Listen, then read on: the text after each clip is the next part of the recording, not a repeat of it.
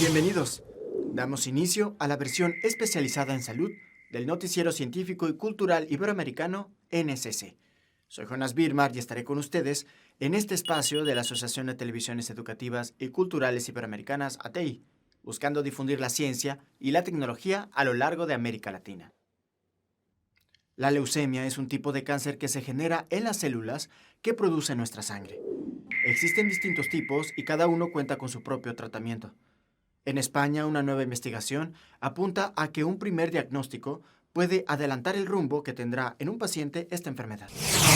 La evolución de la leucemia podría estar escrita en el mismo momento del diagnóstico. Las células malignas se pueden detectar en cantidades pequeñas mucho antes de que presenten complicaciones. Lo que hemos visto es que muchos años antes de que se desarrolle este cambio hacia un tumor mucho más agresivo, ya podemos detectar células en el momento del diagnóstico de la leucemia inicial que serán las responsables de dictar cómo evoluciona este tumor.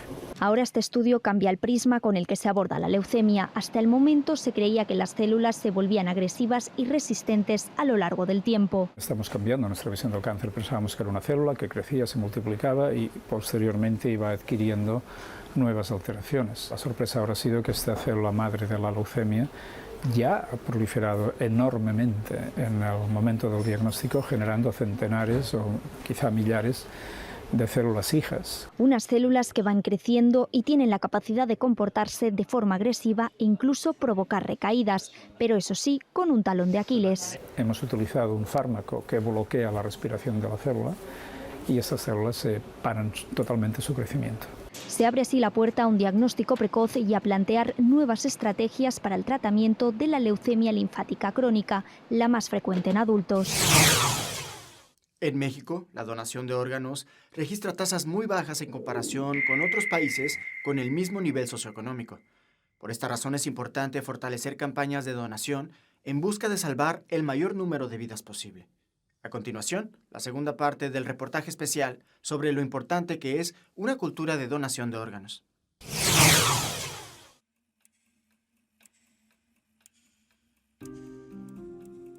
El tiempo no pasa igual para todos.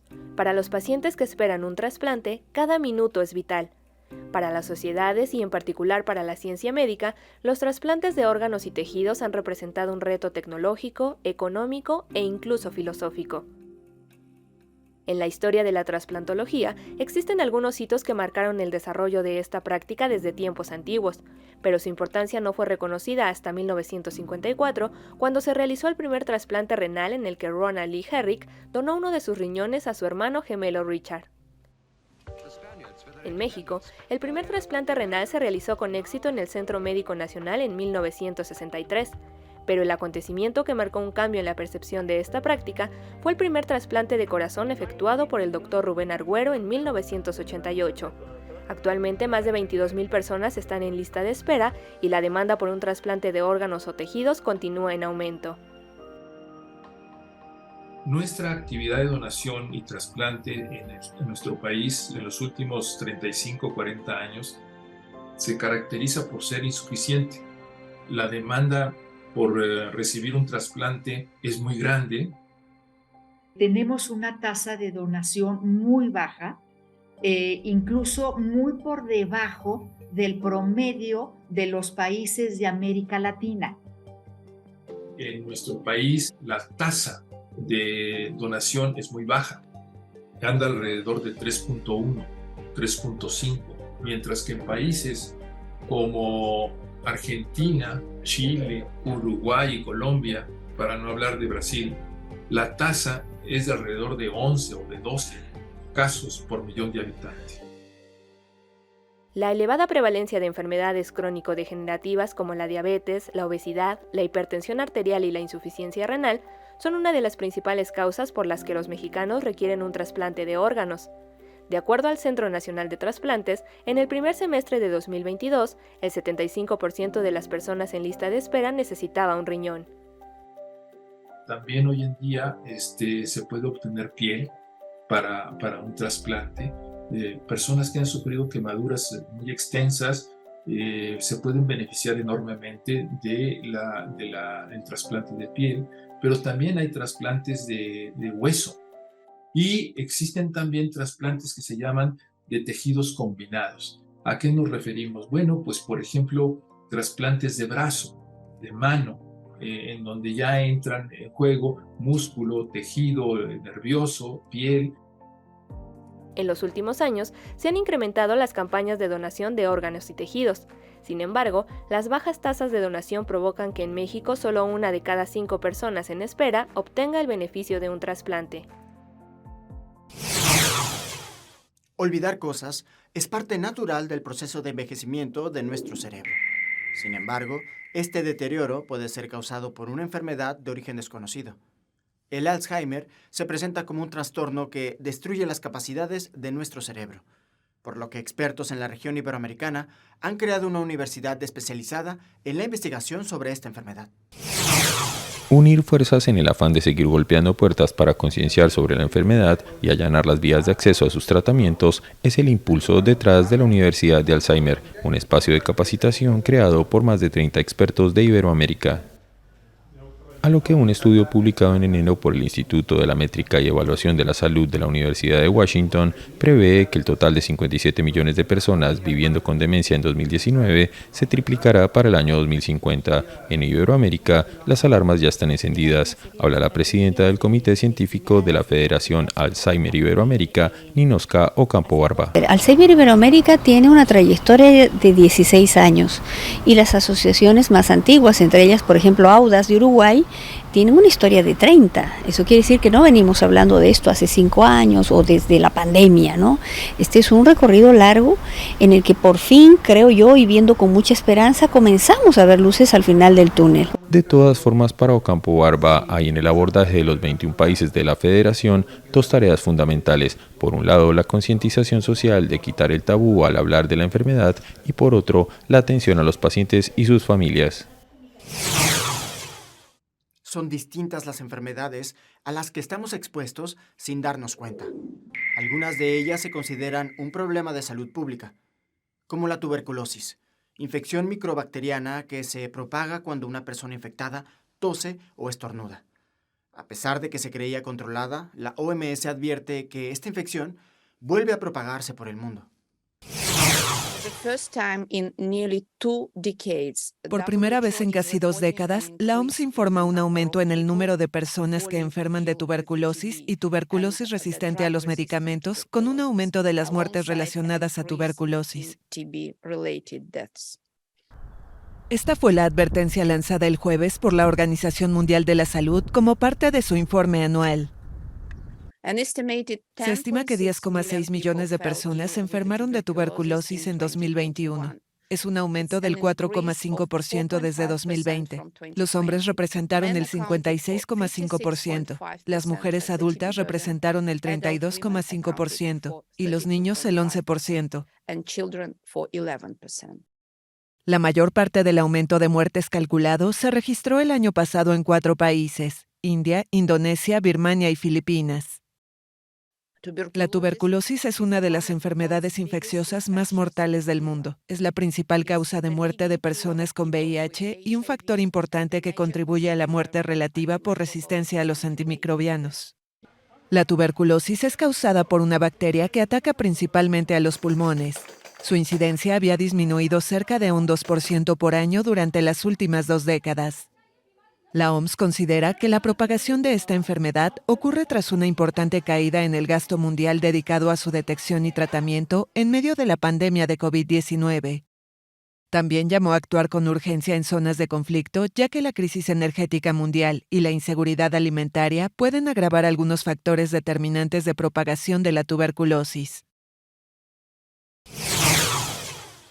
El cólera es una de las enfermedades más antiguas de las que el ser humano tenga registro. A lo largo de la historia ha causado millones de muertes. En tiempos actuales, y gracias a los esfuerzos en salud, esta enfermedad bacteriana había estado ausente en varios países desde hace décadas. No obstante, esta infección ha regresado en algunos territorios del mundo como resultado de la crisis y la guerra. Bebnine se ha convertido en el epicentro del primer brote de cólera que sacude al Líbano en casi 30 años. Se ubica a apenas 15 kilómetros de la frontera con Siria, donde hace 2 meses comenzó el brote inicial de la enfermedad, y pertenece al distrito septentrional de Akkar, donde el pasado 5 de octubre se detectó el primer caso de cólera en territorio libanés desde 1993. Desde entonces, el Ministerio de Salud Pública ha contabilizado más de 2.400 contagios sospechosos y cerca de una veintena de muertes, mientras que la Organización Mundial de la Salud alertó esta semana de su rápida propagación hasta alcanzar ya a todas las provincias del país. En Bebnine la situación se descontroló a finales de octubre. Las fuertes precipitaciones caídas una noche y el consecuente desbordamiento del alcantarillado sirvieron de detonante para la catástrofe en este pueblo con población mixta libanesa y siria. Al neumólogo Khalil Husseibani, contratado como refuerzo durante la emergencia en Bebnine, le preocupa el tratamiento de las fuentes de agua más que el resto de las medidas, pues afirma que la mayoría de los pacientes solo requieren tomar soluciones de rehidratación oral. El cólera, a menudo vinculado a ambientes de pobreza y guerra, llega al Líbano en medio de una de las peores crisis económicas de su historia, en cuyo marco escasean los medicamentos y buena parte de la comunidad médica ha emigrado en busca de oportunidades laborales. La diabetes es considerada una enfermedad silenciosa. Más del 50% de pacientes no saben que viven con ella, hasta que la condición ha generado daños importantes al cuerpo. Una investigación reciente podría dar inicio a un tratamiento contra la diabetes tipo 1 y así evitar que los pacientes tengan que inyectarse insulina diariamente. El páncreas de las personas que padecen diabetes tipo 1 no produce la hormona insulina, que es la responsable de mantener los niveles adecuados de glucosa en la sangre. Un exceso de glucosa en el organismo genera una serie de daños que pueden conducir a la muerte.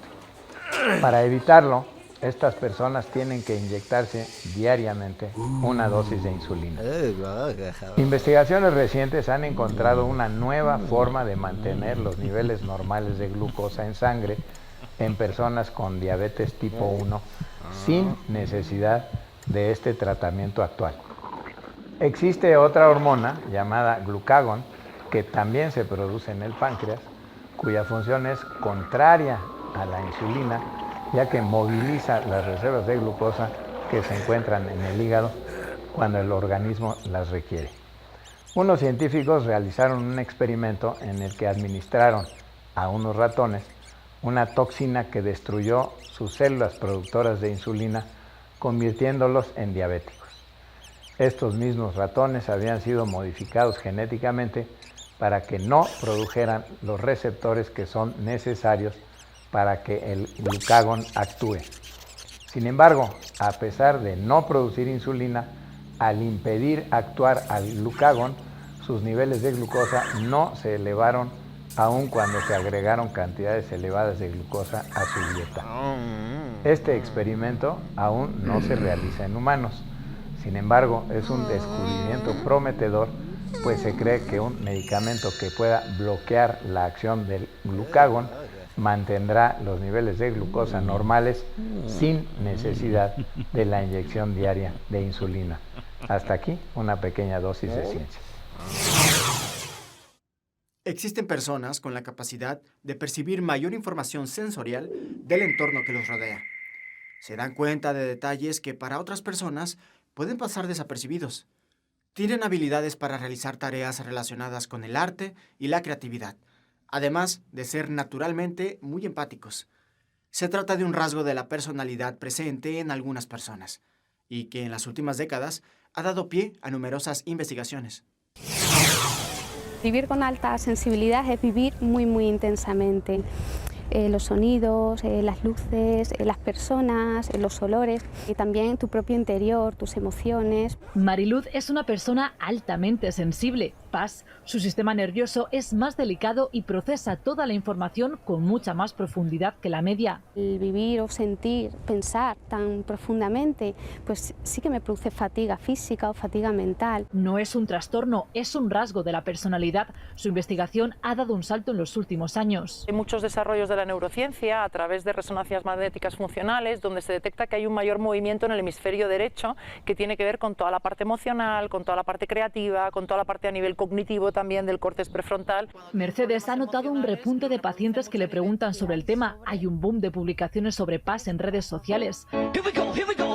Solo hay un test homologado en España, es este. Se estima que en torno a un 20% de la población es altamente sensible, un rasgo que hay que atender. La falta de gestión emocional adecuada, la falta de determinados recursos psicológicos pueden derivar en trastornos de ansiedad, de depresivos, en los niños también miedos, fobias. Empáticos, creativos, disfrutones, por el contrario, explican una buena gestión convierte la sensibilidad de las PAS en un don.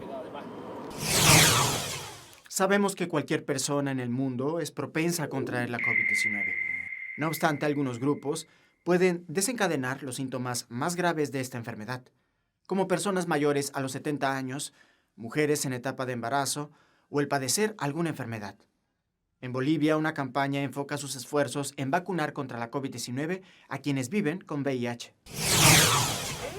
La campaña nacional Me Cuido por Mí, Me Cuido por Ti promueve la prevención y la sensibilización sobre la importancia de la vacunación contra la COVID-19 en personas que viven con VIH y a su vez fomentar que continúen con sus tratamientos y la detección rápida de esta enfermedad.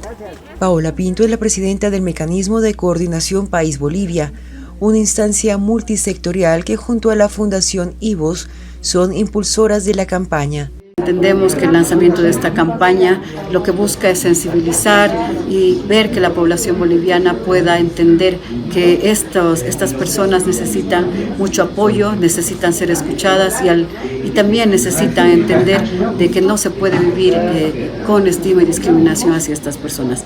La idea es que a través de mensajes difundidos por medios de comunicación y redes sociales se promueva que las poblaciones vulnerables como las personas con VIH puedan vacunarse contra la COVID-19, pero también que continúen o comiencen con sus tratamientos. Christopher Killer es el presidente del colectivo LGBTI de La Paz. Una persona que vive con VIH y no cumple su tratamiento tiene un sistema inmunitario bajo y es ahí donde el COVID puede atacar y puede generar complicaciones muy delicadas, ¿no? Es por eso que nosotros decimos e incentivamos que no, si tiene VIH, que no deje su tratamiento, que continúe el tratamiento, y si no tiene VIH, que se haga la prueba para que si lo tiene pueda iniciar el tratamiento.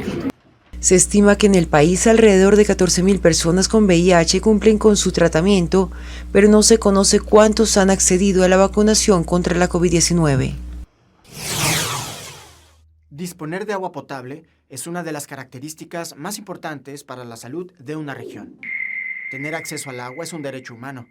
Una mejora en el abastecimiento y tratamiento del agua para el consumo impulsa el crecimiento económico de un país, además de, por supuesto, ayudar a prevenir enfermedades. El abastecimiento de agua potable y el saneamiento básico son aspectos esenciales para el mejoramiento de la salud pública y el desarrollo socioeconómico, particularmente en países con una parte importante de su población afectada por enfermedades relacionadas con el agua. Es aquí donde el Instituto Sinara de la Universidad del Valle, a través de distintos proyectos, se encarga de investigar y de desarrollar tecnologías y métodos de tratamiento para la potabilización del agua, y así facilitar la sostenibilidad de sistemas de abastecimiento, lo que mejora las condiciones de calidad de vida para muchas personas, quienes también trabajan por preservar este recurso tan importante, que significa para todos fuente de vida.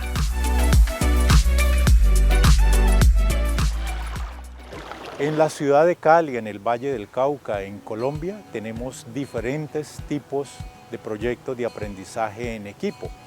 Vamos a visitar algunos de ellos, como el sistema de abastecimiento de agua en la vereda de La Vorágine, corregimiento de Pance, en el municipio o distrito de Santiago de Cali. Allí, una tecnología basada en la naturaleza es la solución para el mejoramiento de la calidad de agua de esta comunidad.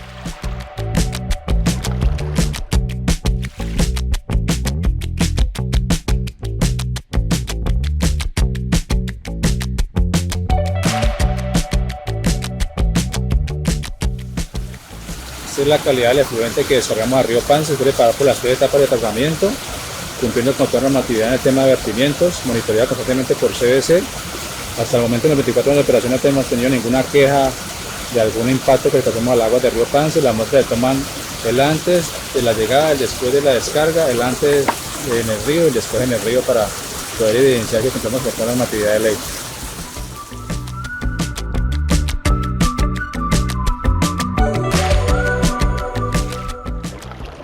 El vínculo de la Universidad del Valle con las comunidades ha sido esencial para su desarrollo, pues con el conocimiento y el acompañamiento de los académicos, los habitantes han podido resolver diferentes situaciones para satisfacer sus necesidades, contribuyendo también a la conservación de la naturaleza, al desarrollo sostenible y a la equidad social.